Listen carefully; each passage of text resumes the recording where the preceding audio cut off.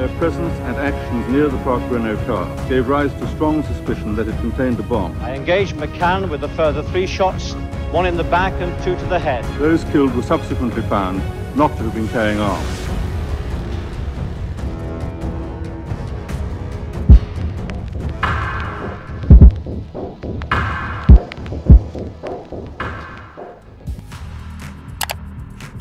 Gibraltar, Britain's vital military outpost at the entrance to the Mediterranean.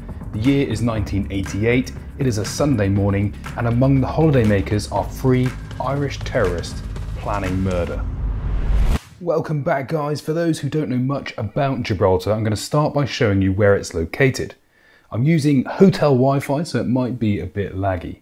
Gibraltar is a British possession on the southern tip of Spain, controlling the entrance and the exit to the Mediterranean. It has been staunchly British since 1713, when it was ceded to Britain following the Treaty of Utrecht. The treaty reads that the land was to be held and enjoyed forever without impediment. It is a major naval facility, and in 1988 the 1st Battalion Royal Anglian Regiment were conducting ceremonial duties on this crown possession.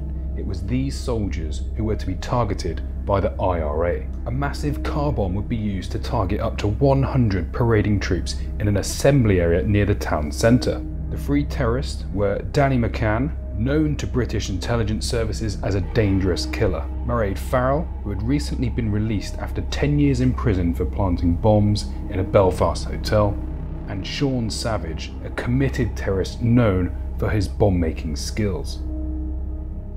A massive car bomb would be used to target up to 100 parading troops in an assembly area near the town centre.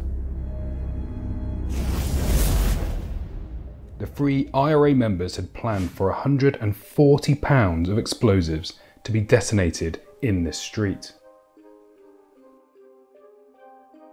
Just before 1 PM, Savage drove his hired car to the Spanish checkpoint at the border with Gibraltar. The car was not carrying explosives at this time. This is important. The car passed the border checkpoint and crossed this runway that you can see here to get into Gibraltar.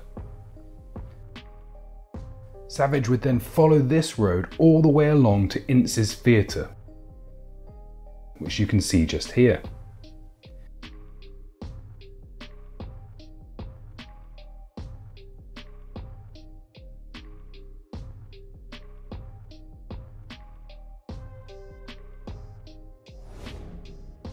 This is where he would park the car.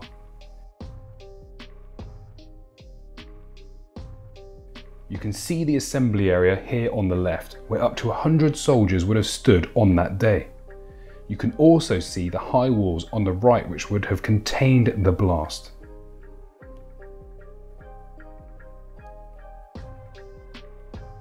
The car was used to reserve a parking space by the military assembly area so that it could be swapped out with a bomb-laden car on the morning of the parade. However, British security forces who had been surveilling the terrorist believed this car already contained the bomb.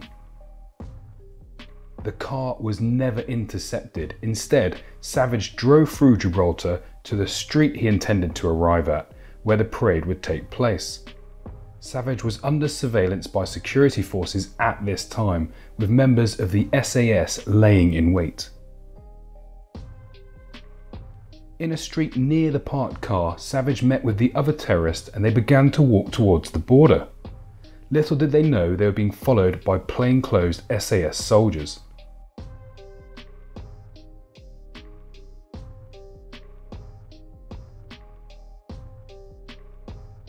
They left the car in the parking space.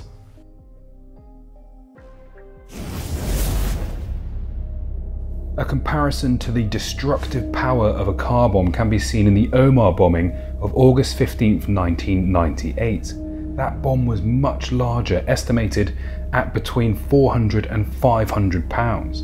However, the high walls surrounding the Gibraltar bomb would have amplified its destructive power. In the Omar bombing, 29 civilians were killed by the IRA, with a further 220 being injured.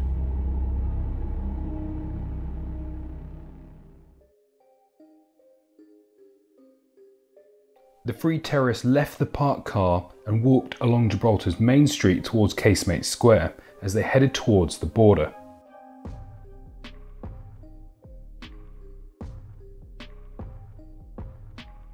However, it was at this location where the SAS would pounce, arriving in a police car from the direction of the border.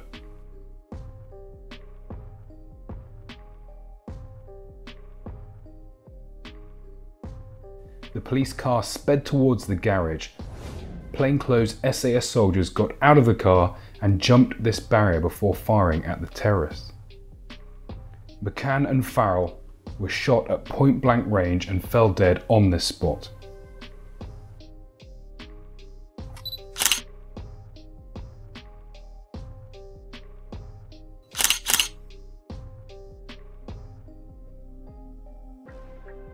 Savage was some way behind them and he had seen this happen.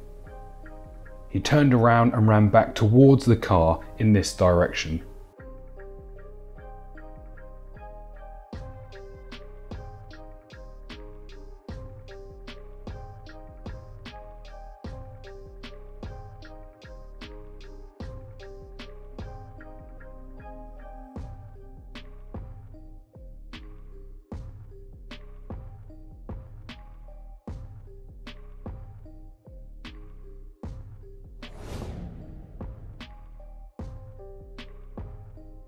From the petrol station here, Savage ran in this direction.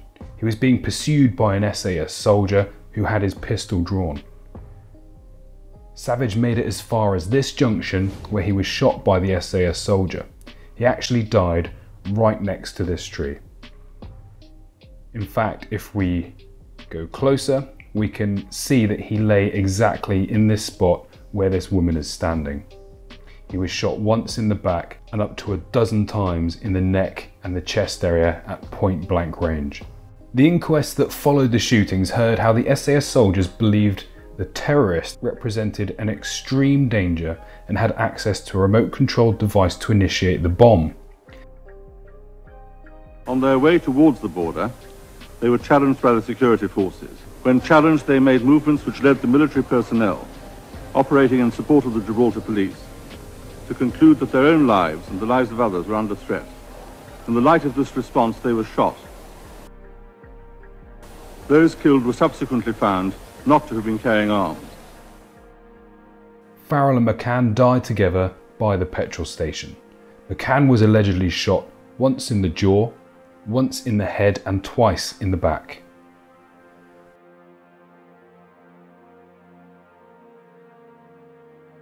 Farrell was allegedly shot 5 times, twice in the face and 3 times in the back.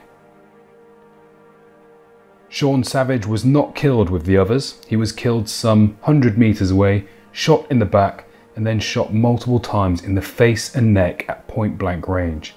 It is estimated he was shot as many as 18 times. So it can be argued a threat to life was posed by the very nature of the terrorists themselves. All 3 had violent records, and McCann was known to be a deadly killer. If the SAS believed the bomb had been delivered, then simply detaining the terrorists may not have prevented the attack. The inquest that followed found by a majority of 9-2 that the SAS had acted lawfully. So what do you think? Do you think the police should have stopped the terrorists from entering Gibraltar? Do you think the car should have been intercepted? Or do you think that killing them was the right action to take? Let me know what you think in the comments. I'd love to hear them and I will read each one. If you enjoyed this show, please hit the like button and subscribe to the channel. Until next time.